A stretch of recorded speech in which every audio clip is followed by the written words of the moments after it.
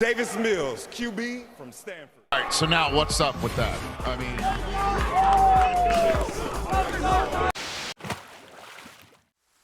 Hello, everybody, welcome. This is part 2 of 32 of me ranking the NFL. For part 2, we're on the 31st ranked team, which is the Houston Texans. The Houston Texans last year, they had some plays where they showed some promise. They had some games where they had some shocking victories. And based on the talent they have there right now, I mean, I don't know how much better the season will be for them, but they do have some small upside potentially here in the near future. When it came to last year, the Texans finished 4-13, and as you can see by their schedule, I mean, there's some games where they showed up and it looked like they were a little bit competitive, but then there were just other games where they look absolutely awful. I mean, I'm just looking at, for example, if you look against like the Chargers game, it was 41-29. The Chargers were, I know they weren't the best team last year, but they're still somewhat a pretty good team, and they had a close game there. But then against, for example, the Buffalo Bills, it was 40-0. I mean, New England, they have another close game. I know they weren't the best. They have a close game with them. They have a close game with the Super Bowl champs, and then they lose to theirs or the Cardinals 31-5. There's so much inconsistent play. You can kind of see it shows like the high passes and the high receiving and high rushing. I mean, towards the end of the flip flop for pretty much everyone. Cooks, it seems like, was their main person last year who did all right. And I mean, even Davis Mills shows some promise, and they sound like they're going to build on him for the future. I mean, he did seem like he was all right last year, a few stretches when he was in, but I mean, there's going to be another year where I think the Texans are going to probably just be looking to see what they can get with who they got and see who they're going to keep going on to next year and building on to the next season. And yeah, looking at some of their stats from last year, I mean, look, points per game, they average 16 a game. That's not much better than what the Jaguars were averaging. They had the worst yards per game. And I mean, especially offensively, just sometimes they were really, really hard to watch. But then there was, like I said, the occasional games where they actually showed up and looked like they kind of wanted to be a good team. Just looking, and yeah, same with the rushing.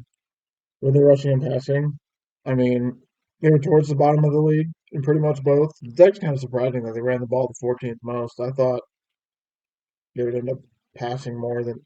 The fact that they ran more than they passed more actually kind of catches me off guard looking at it. I did not expect to see that. So just looking at this from last year, I mean, you can tell like their offense needs a lot of help. I mean, the defense needs help too. They're at the bottom of the league too, pretty much. I guess yeah. And then looking on to their next season, some new additions that the Texans added that were some bigger names were like Desmond King, Kyle Allen, and like Jeff Driscoll. Two of those being two backup quarterbacks. And Desmond King is a good keep at cornerback.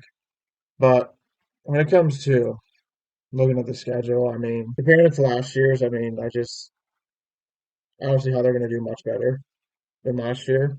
Looking through it, I have most of my prediction was they're going to go pretty much a repeat as last year, 4-13, and at best 5-12.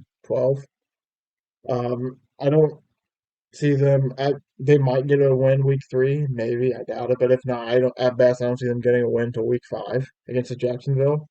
I think this year they're going to split against Jacksonville just because I feel like Jacksonville has improved a little bit, and even though the Texans have too, I think they're both very similar this year. And then I think that they might maybe beat New York, maybe beat Washington if they have a really bad game. I don't see them beating the Titans this year. Just yeah, I just think they're in for another kind of rebuild year where they're just going to play around with what they got and see what they can move on from. After getting rid of Deshaun Watson to the Browns, I mean, that's just obviously there's a lot going on with him and his situation, but that's just a huge loss. I mean, he was a really good quarterback and he played pretty well for them despite what he had around him and all. And it's just, yeah, now compared to what they got, I don't know. Looking at last year's schedule, or comparing last year's schedule with this year's schedule to make the strength of schedule, they have 4.88 strength of schedule for their opponent's win percentage. So that's about middle of the pack when it comes to strength of schedule. So their schedule shouldn't be too bad for them. It's just the fact that talent wise, I don't think they're going to be able to match up with some of the teams on the list. Like for example, Denver now, I don't know if they're going to be able to match up with that talent on offense. Same with Chargers. I mean, even Miami, I don't know if they're gonna be able to match up with some of that talent. I looked for too, they also get at least one primetime game. Yeah, if I'm not mistaken, they at least get one primetime game too this year, which is really nice. So I'm basically looking forward to next year for the Texans. I mean, I don't think they're gonna be much better than they were this year. I think they had some good things to build on from last year, but they also had a lot of really, really bad. Just looking at yet again some of their statistics and everything, I mean, they just have a lot to improve on. Now looking at some of their depth chart, based on just looking at their talent compared to other people's, I mean,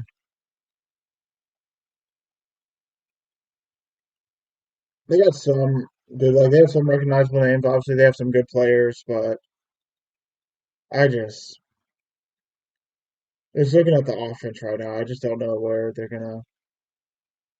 Their wide receiver core needs a lot of help. I mean, their running back core needs some help. So I really don't know how this is. Thank you for watching part two. So this series, like I said, is going to be once a week with occasional two a week, based on the fact that I'm going to have to do that just to get them out by the time of the NFL season. I hope everyone enjoyed. So these might obviously not be the most accurate because I'm making them throughout the summer, and assuming a team could get a big sign here and there, that could change it a little bit, but. For the most part, when it comes to a lot of these teams in the bottom of the rankings too, they could be. There's some of them could be a little bit interchangeable because I think a lot of them have like I don't think their ceilings will be too high, but I mean some teams could be more bad than the others, and some of these bad teams could be a little bit better. When it comes to a lot of these bottom teams, I truly don't know where they're going to end up ranking. I'm just assuming that a lot of them will be very, very similar, and then when it comes down to it, it's just the talent that they have and how they'll end up doing.